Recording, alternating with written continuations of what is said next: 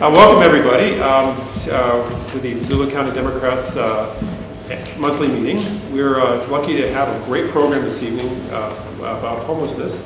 And before we have our business program at the end of the meeting, we'll just have this hour-long program with questions and answers at the end.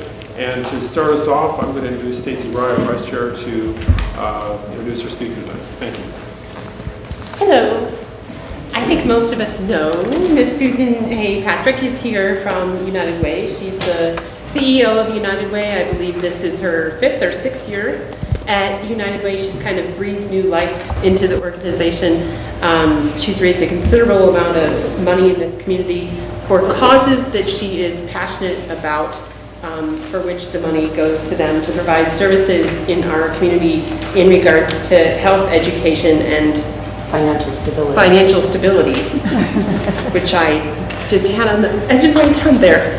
And she's also incredibly smart and cares deeply about Missoula, so she gets tapped to do things like work on projects like Graduation Matters and the 10-year plan to end homelessness, which I see is now a year old already. According to we should just change the numbers. 11-year plan. So without further ado, she's going to tell us the final outcome of what happened from really taking an in-depth look at what homelessness looks like in our community, because I think it looks a little bit different than most of us think it does, and what other communities have done to solve the issue of homelessness and come up with a unique solution that meets the needs of Missoula.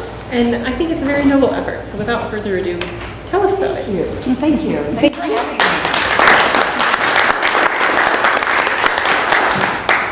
So I really appreciate the opportunity to talk to you tonight about Reaching Home, Missoula's 10-year plan to end homelessness. And of course, I'm happy for all kinds of reasons that our co-chair, Jason Weiner, is here tonight. And that brings me to my first instruction for the evening. Any difficult questions, go to Jason. All the praise and applause for the plan right here. Second, my colleagues at United Way are laughing hysterically that I am allowed out of the office with a PowerPoint, because it's a first, and I've practiced, and I really am hoping that that all goes well tonight in the technology department. So I thought I would talk a little, show a PowerPoint, talk some more, and then we can answer questions. I can answer questions, or we can discuss. I know that some of you are familiar with what we've been doing. So basically, I'll talk a little bit about the history, and then, as Stacy said, about what we've learned from other communities. So on any given night, several hundred people are homeless in Missoula. And this brings us to the very first challenge of addressing homelessness. It's a hard population to count. It's not like you can go to their houses and count them, because they're homeless.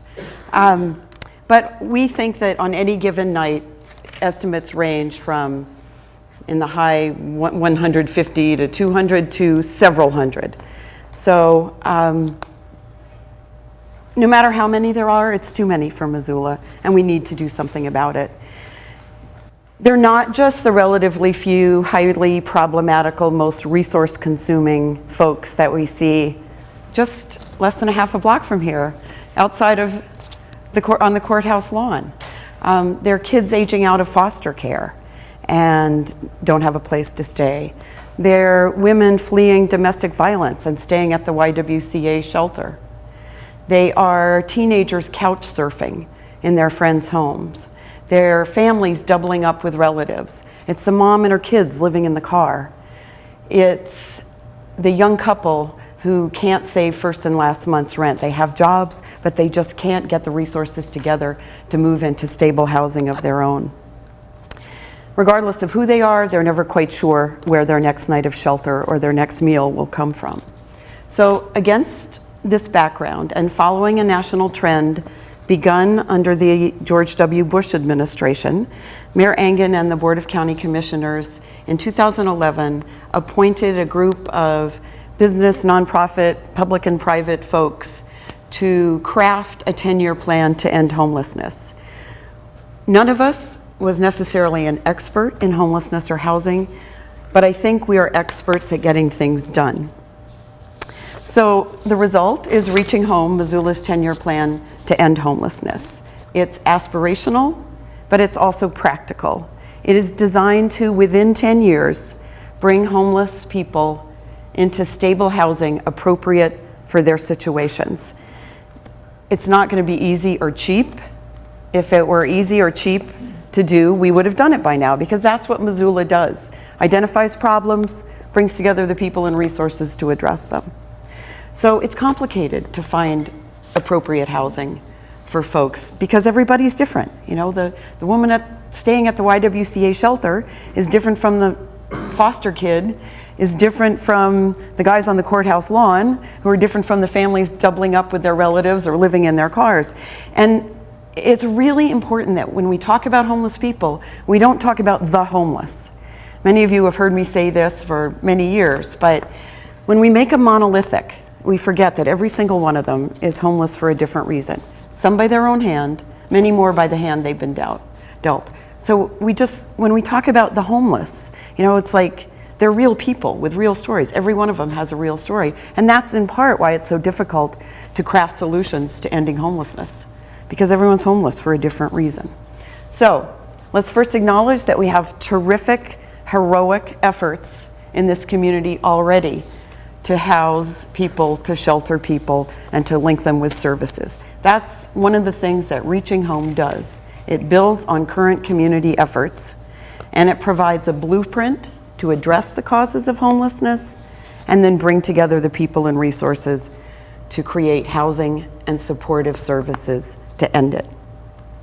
It focuses in part on prevention, because it's a lot cheaper to keep someone housed than to rehouse them after they've fallen off the edge into homelessness. And it recognizes that the more quickly people move into shelter and housing, the sooner they can address the underlying causes of their homelessness. So it's kind of a housing first model.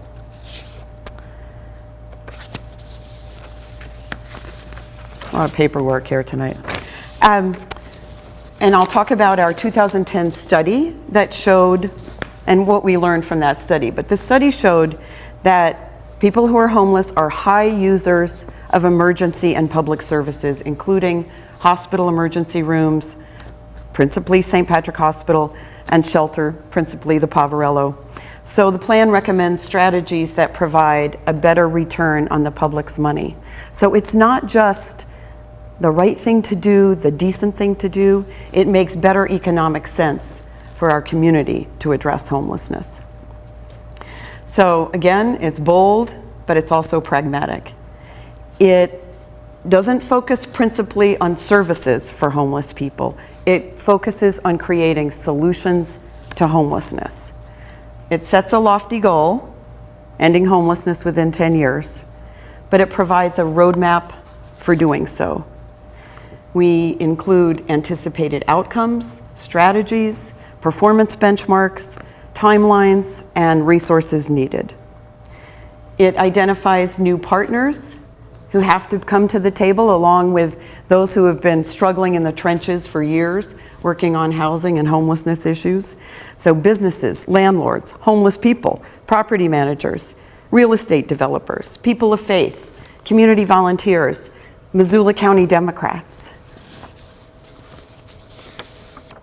So we think that successfully implemented, the strategies will represent a coordinated, effective approach, long-term response that will create a better future for homeless people and create a better community and a more effective return on taxpayer dollars.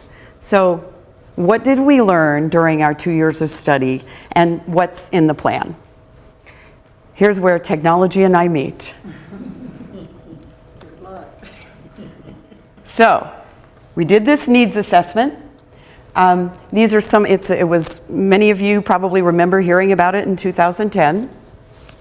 I think one of the points that I would stress and call your attention to is about half the people surveyed were already in Missoula when they became homeless. Mostly women and families with children. So we hear a lot about Missoula as a magnet. What the study showed is that many of our homeless people are already here. And I will say that I personally don't believe in the magnet theory. I don't believe, for example, that the food bank went out and found a building and started a food bank because they wanted to find hungry people. The hungry people were there. The Poverello Center started because homeless people were here. So it's very easy and very popular to say that we're a magnet for homeless people. And let's face it, we're a wonderful community. We are a kind and caring community. Some people probably do come here for those reasons, all the reasons that why we like to live in Missoula. But really, the study showed that a lot of people were already here, and they didn't come here for services. They came here because they were from here, or they knew somebody here, they had family here, they maybe had a job here. So in 2010, the date of the study, the median price apartment in Missoula was $700 a month, and their income, as you can see, the bottom bullet point, their median monthly income was $450. I looked at a study today, and I didn't find the median, but I saw that in 2013, the average price of a one-bedroom apartment was $683. Average price of a two-bedroom apartment was $798 a month. So you can see big gap between income and what's needed to stay in housing. So we talked to as many people as we possibly could think of who might have an interest in this plan. We're all stakeholders in ending homelessness in Missoula. So here's a list of about 50 organizations that represent hundreds of people. We also had 2 public hearings, and we disseminated a written survey. So everybody from A to Z, or in this case A to Y, the ARC, the At-Risk Housing Coalition, to YWCA of Missoula. So here, the plan itself, and at the end I'll show you the link, it's available on the city website, it's also available on the United Way website. But here are some of the key findings of kind of what we learned and what's in the plan. So one thing that we don't have in Missoula is a single point of entry for people who are homeless or at the edge of being homeless. So we found that our services are scattered, both in terms of location and function. So we need a better, more centralized intake system where information is gathered and shared with all providers. And that's one thing that is now currently underway. The Human Resource Council is taking the lead in putting together a data information system that will better coordinate services both for homeless people and those who are on the edge. And it will be helpful to housing and homeless service providers because they'll be able to more easily share information. So number 2, we need to educate our community about who's homeless and the causes of their homelessness. It's really easy to lump all homeless people together. As I said, it's really easy to talk about the homeless. But we need to, throughout this decade-long period, really educate people about the many and varied causes of homelessness and the many and varied kinds of homeless people. We're going to continue that as part of the plan. And we need to really educate people that ending homelessness is really the most cost-effective thing to do for our community. Not only, as I said, not only the most humane, but also the most cost-effective. We need better communication between service providers and nonprofits and government agencies. So we need to be more organized about how we spend money, and we need to spend more money. It's not easy or cheap to end homelessness. We have not really had a guide on how organizations, including United Way, spend money to address homelessness, but the plan provides a guide for public and private funders on how best to allocate their resources to address this problem. And obviously we can't just look to government and we can't just look to the private sector for funding.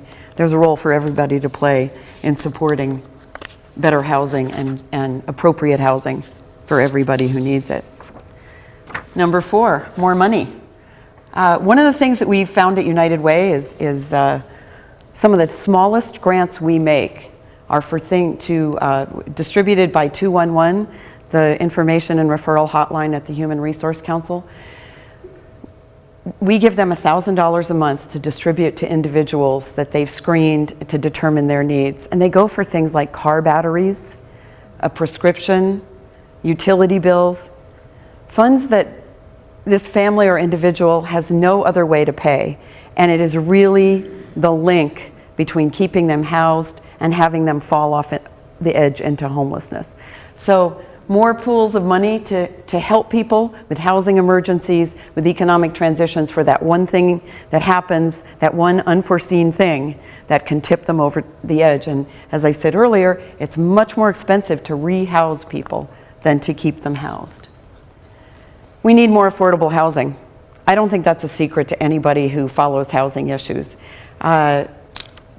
We have unacceptably long waits for housing vouchers and for affordable housing in Missoula.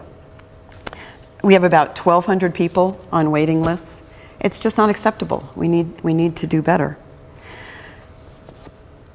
We need to improve the way people are discharged from Deer Lodge and Warm Springs. They can't just be put on a bus and sent to Missoula with no resources, with nobody waiting for them, with nobody knowing that they're coming. And plans are already underway in the early stages of reaching home to better coordinate discharges from state institutions. So, obviously, people need help when they're homeless. They need services, they need better coordinated services, they need to have these available and accessible to them. We have programs that are already doing a wonderful job of helping homeless people, but they're underfunded, they're fragmented.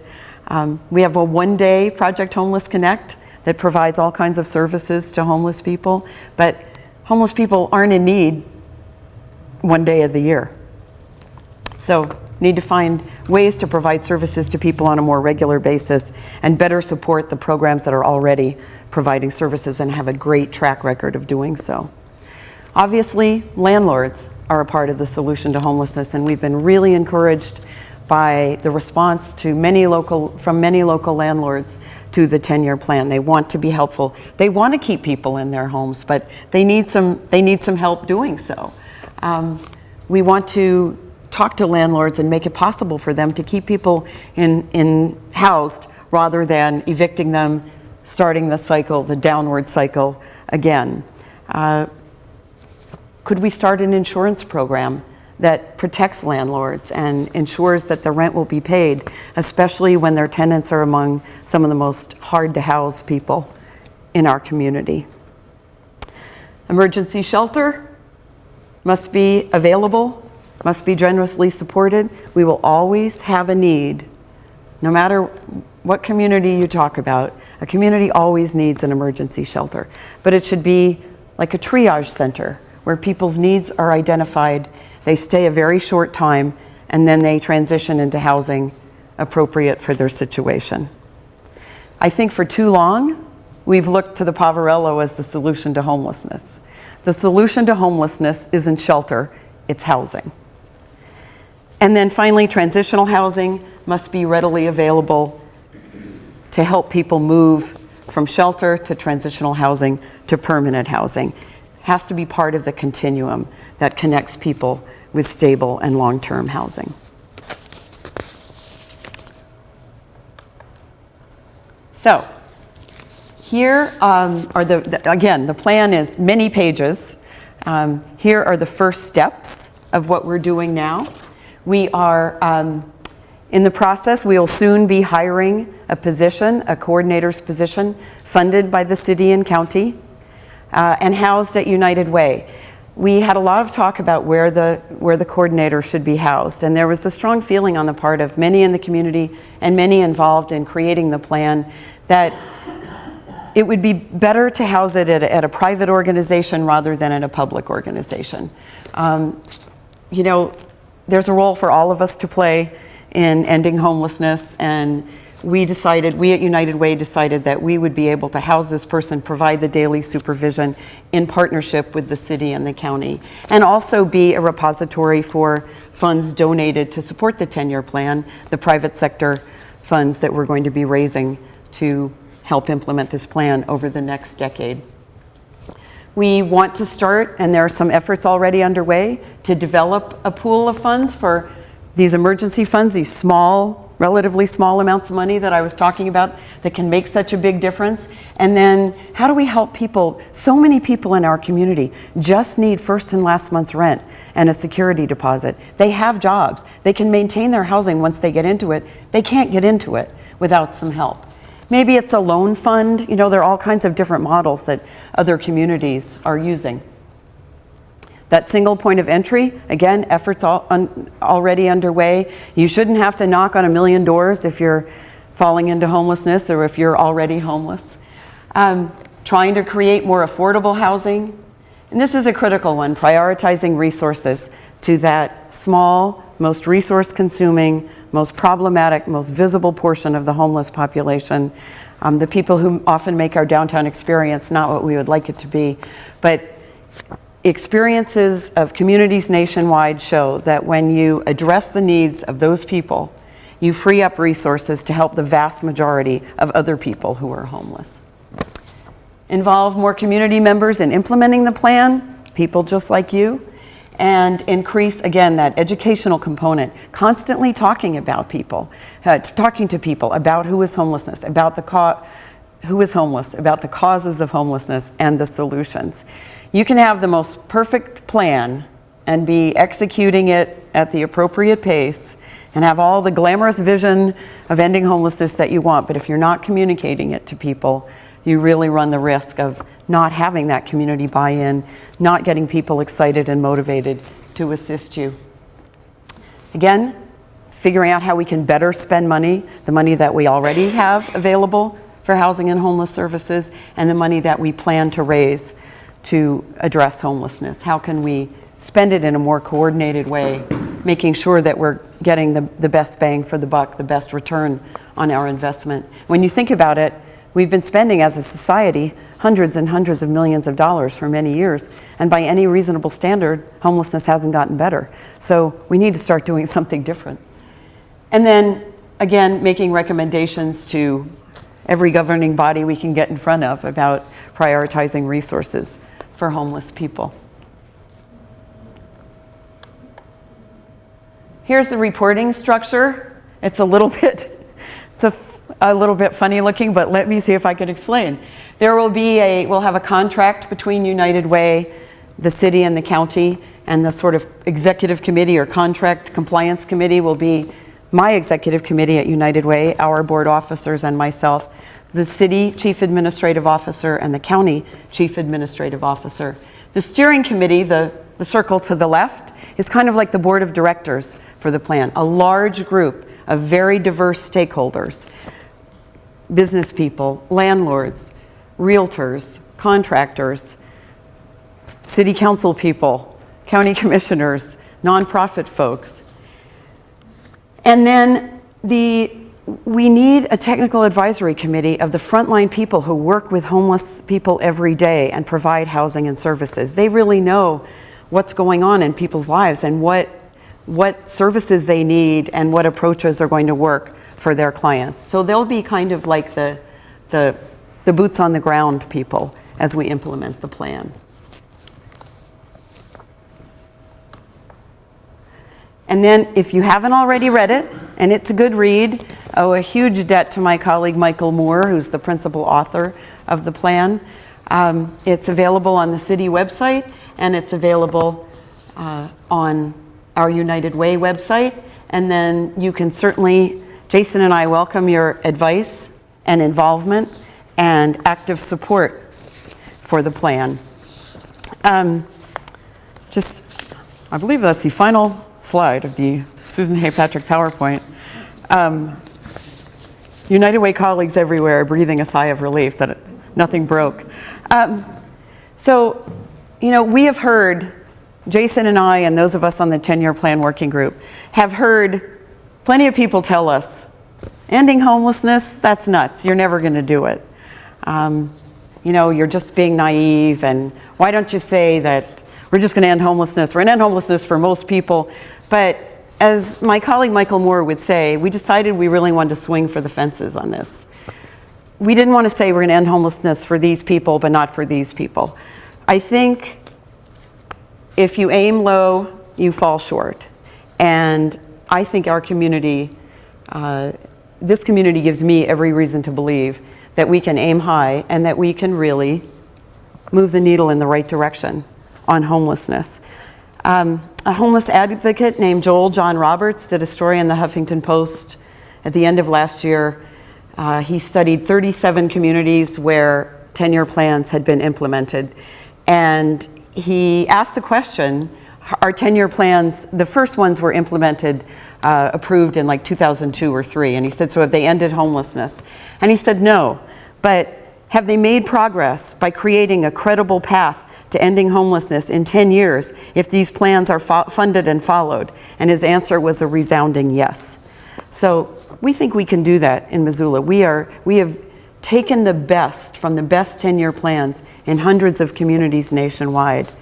And one thing that's important to note is that federal funding for homeless and housing services is increasingly going only to communities that have 10-year plans.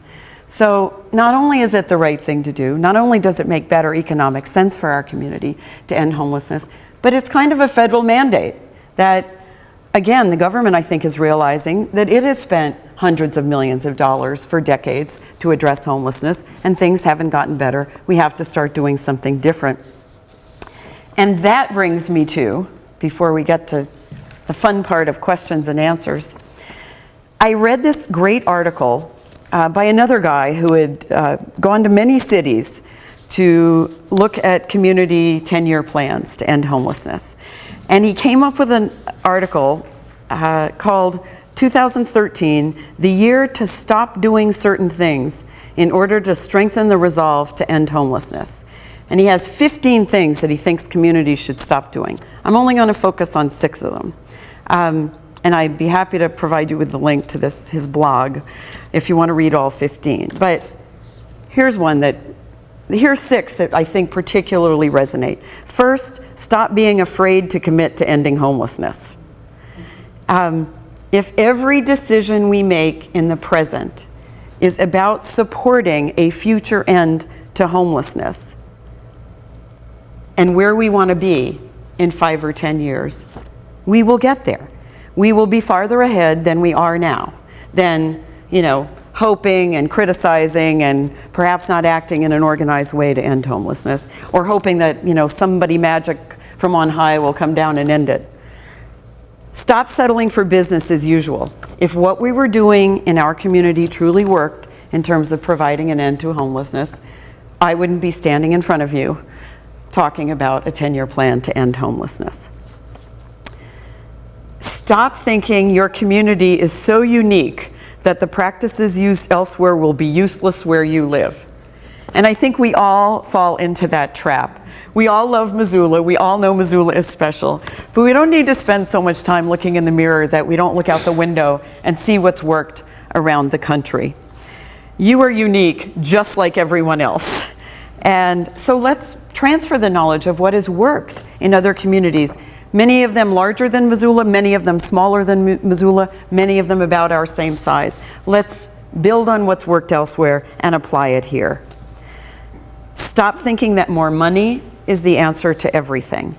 And so when I talk about the people that we need to bring to the table, in addition to the valuable historical partners, I think that's what this guy is talking about. Money doesn't have a brain. We have brains. We can't keep investing in programs that aren't effective. And, we have to figure out a better way to address homelessness. That takes smarts.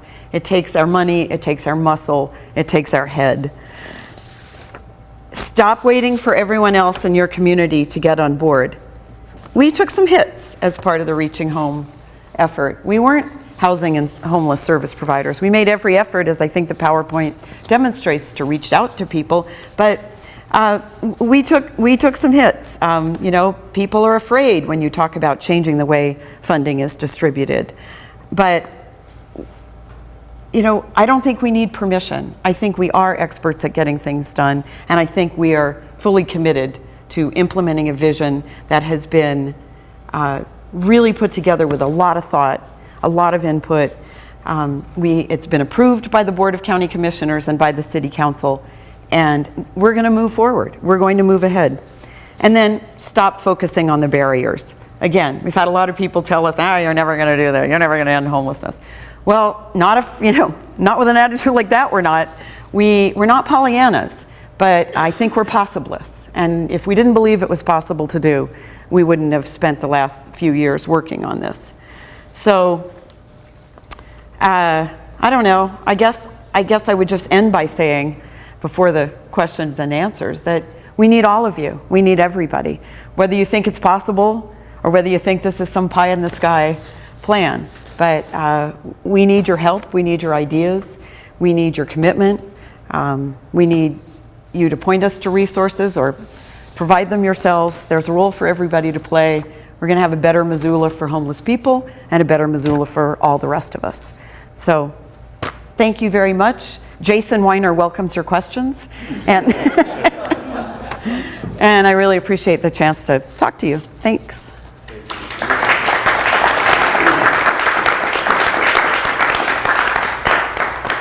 This is a pretty small group of folks, so I'll just let you call on folks and maybe help facilitate a little bit. We don't have another microphone, and MCAT is taping it, so I think they want us to repeat the question. And we'll just go from there. Sure. And I'll just try to keep a time limit on it. Or Jason, do you want to come up and say something? And then I'll determine which question. I think you did a fantastic job. Let the record show Jason said. I learned something. I was there the whole time. And I think I'll determine which questions Jason gets. I'm happy to take. Okay, thanks. Yes. Teresa? On your huge list of stakeholders that you had up there earlier, and I was trying to read through it really quick, did I see any representation from the disability community at all? We did have, at our public hearing, the Summit Independent Living folks came, and I will never forget one of his statements. So the question was, sorry, I already forgot to repeat the question. Did we have any representation from the disability community? And a young man from Summit Independent Living talked about, when we were asking what are essential elements of a 10-year plan for the people for you and the people that you work with. We asked that of everybody. And one of the things he said was, not for us or by us, but with us. And that, I think, spoke to a lot of what we tried to incorporate in our plans, that we needed to hear from people who are homeless, including people with disabilities who face particular barriers to housing. Yes? I have a couple of questions. One, I didn't hear you say anything about jobs. I would imagine that the majority of people that are homeless need jobs. Have you considered doing something like an opportunity resources thing where the city provides a workplace for people in transition? And then also, I had just heard recently that Bozeman doesn't have any homeless because they put them on a bus and ship them here. And I still think, even if that's the case, which very likely is, I still think we should do something about homelessness. And if we need to be the people that do it, then fine, but you know, I would imagine that the better we do with our homeless, the more people are going to be shipping them here from elsewhere. You know, the question first about jobs and where do jobs fit into the continuum, and because obviously, as you saw from the study, most people who had fallen into homelessness, I think that lack of a job or lack of sufficient income was what pushed them into homelessness or caused them to be homeless. And then, and has the city talked about sort of a sheltered workshop opportunity for jobs? And then the very common statement that Bozeman ships its homeless people, gives them a bus ticket and tells them to go to Missoula. So on that one, first, I would say I don't think it's just Bozeman. I think there are plenty of places that send their homeless people to Missoula. And I think that that has always happened and might continue to happen. But I think that we as a community, I mean, I wouldn't feel right about living in a community that did that. Certainly Missoula, I couldn't be part of an effort that said the answer to homelessness is make it someone else's problem. You know, we have to have a, for lack of a better term, communitarian response to social problems, including this. So I'm probably not a good person to talk to about the magnet theory because I have not seen it in 35 years of social service work. I haven't really seen it to be true.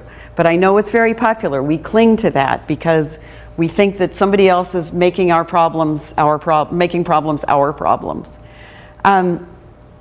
Jobs, of course, that it's not a key part of the 10-year plan, other than what we've said is we recognize that the biggest barrier to people's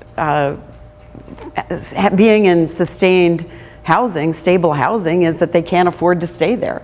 So we need to continue to support economic recovery efforts that make sure that people have affordable housing.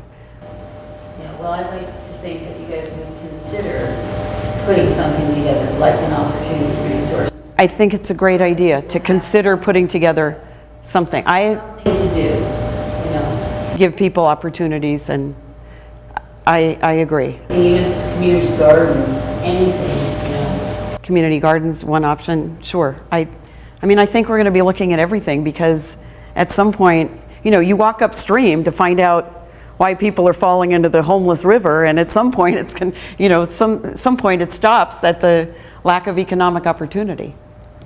Susan, I have a question that came to my mind when you were doing the presentation, and that is, I've heard people who are maybe a generation older than I am, who've been in the business, so to speak, for, you know, 30 years, say that prior to about 1980, they don't recall there being really an issue of homelessness in America. And I was born a few years before 1980, so I might be able to remember something, and I think they might be right. And so I wanted to kind of get your take on, I think the plan is really amazing, but I also wanted to kind of pick your brain about institutional kind of knowledge about systems in regards to homelessness and change over time. Well, certainly the vast majority, do I need to repeat that question? No, or okay. Certainly the vast majority of nonprofits in our country have started since 1980. There were very few nonprofits, and we didn't have a highly visible problem of hunger or homelessness. So the growth in the private sector response came at the same time of a decline in government's historic role in caring for poor and hungry people. So I think that's undeniable. And we shifted our priorities, I think, as a nation, and people stopped looking to government as a broad solution. Now, I don't think government is the only solution, but I think it's part of the solution. I think that we can't food bank our way to the end of hunger, and we're not going to end homelessness by asking Habitat for Humanity to build more houses. Those are great programs, but they are focused on symptoms, not solutions.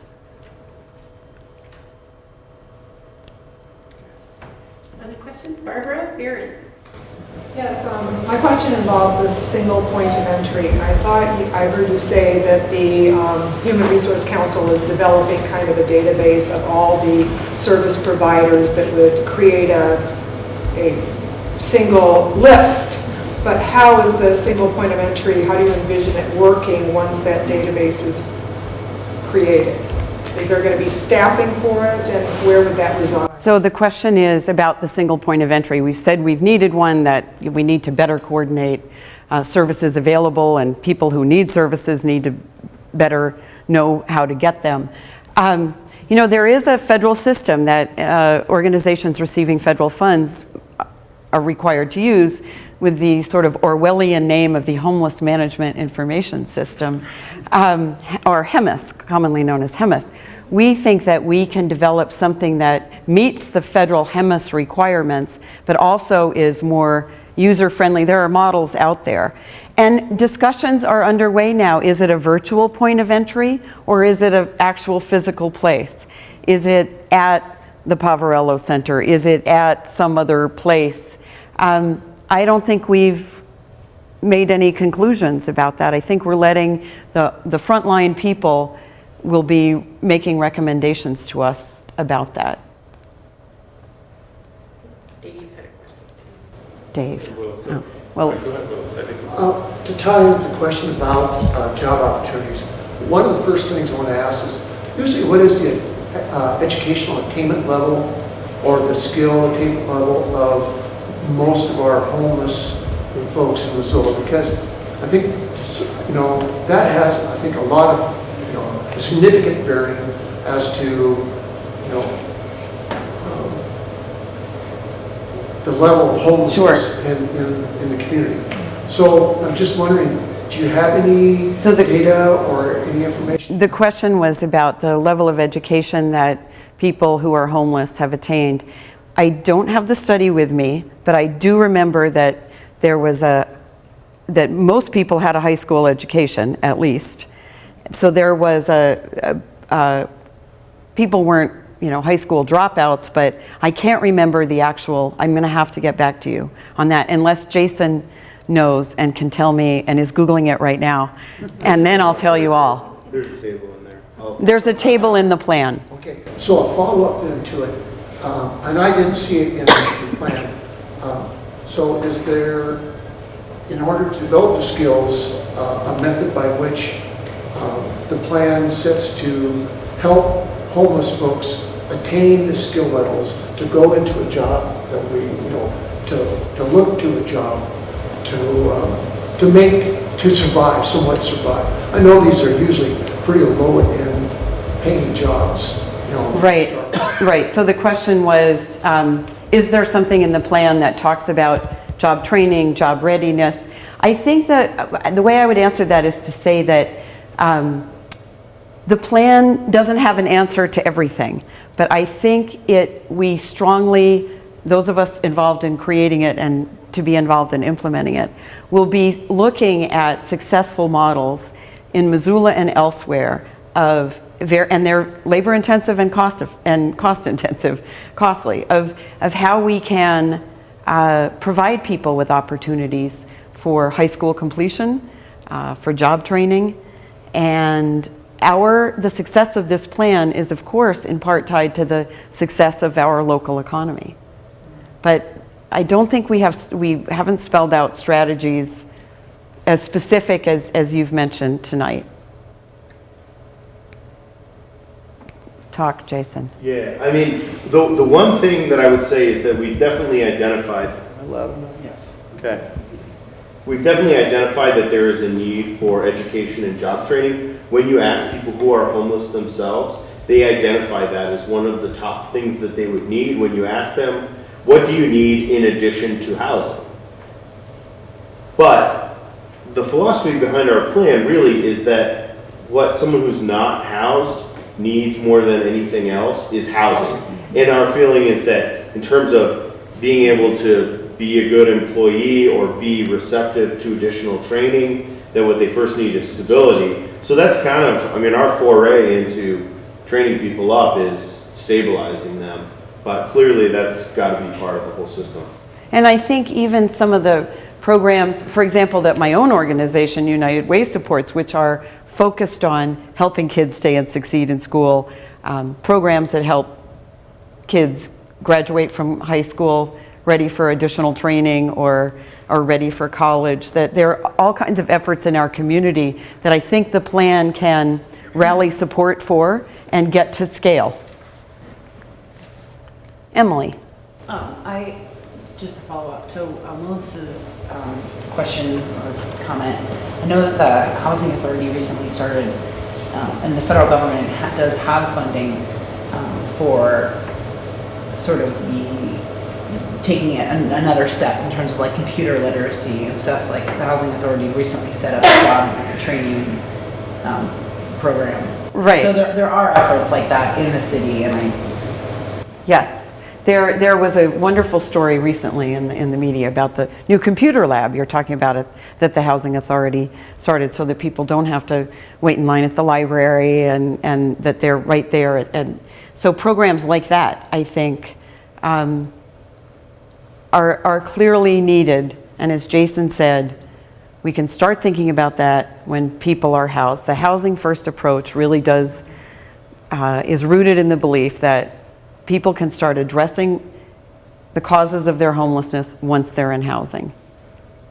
How about one more question for Susan? Pam or Dave? Well, just when you look at the statistics on the homelessness, is the problem more like there are a lot of people who are chronically homeless, like many, week in, week out, or is it more that people kind of, there's a transitional problem? There's like more people who become homeless and then, get a house. Are there more people that are just sort of like in a transitional situation versus a chronic situation? And how does it affect strategy? And the question was, is the problem more about people who are chronically homeless or people who sort of cycle in and out of homelessness or fall on hard times and become homeless? So what our study found in Missoula was that a relatively small percentage of our homeless population, the smallest percentage, I think, were the highly visible chronic homeless. Many of them had co-occurring disorders, so mental illness combined with long history of substance abuse, which makes them housing resistant and far harder to house than some of the people that we kind of think of as almost being more deserving, which is a trap that communities fall into. These are not the most popular people, the chronically homeless.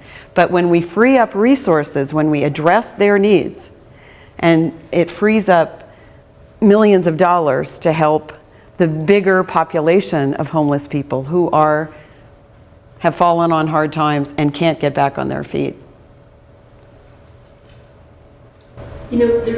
I believe you had a question. Mine's just a very brief question, and it really goes along the lines of what Teresa was asking initially.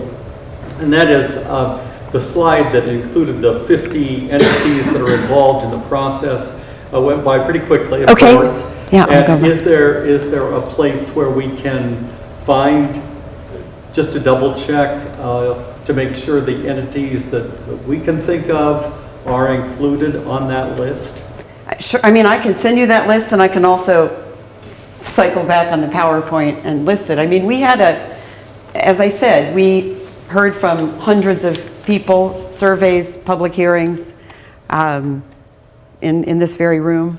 I was just thinking specifically of my own background, being a school bus driver for beach transportation. I wondered if they were in the list of 50, if they were included, because I know that in my own instance, I was driving a special needs bus that was running all over town, changing our routes constantly in order to pick up homeless children.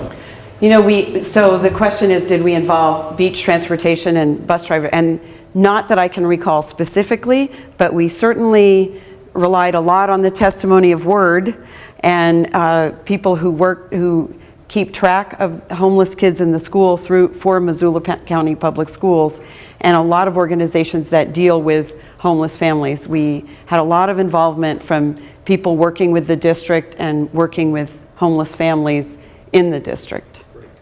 Thank you. Yes. Let me see if I can. Can you tell us where the link is to look at the narrative of the plan? Yes. On the United Way's website? Yes, if you www.missoulaunitedway.org, and then it says, I think there's a drop down what we do and 10-year plan. And it's also on the city website with a much more complicated link. Much more complicated. It might be top secret. So I don't know what I'm doing. Is that in the plan, the list? Yes, probably not like this, but there. So I feel like I'm confident that we reached certainly not everybody with an interest in this issue, but our efforts were well publicized and quite public, and I think the resulting, the way that the plan was approved, there was applause in city council chambers that night, if those of you who remember. I mean, I think it indicates that people did feel a buy-in and that it's just the beginning. You know, now the important thing is implementing it. And we have a very large steering committee of folks interested in playing a leadership role in it, and a perhaps even larger group of frontline providers who are going to help us implement it so that we stay true to the vision of the plan and make sure that homeless people get the services and assistance that they need. Thank you for coming, Susan. Thank you, Stacey.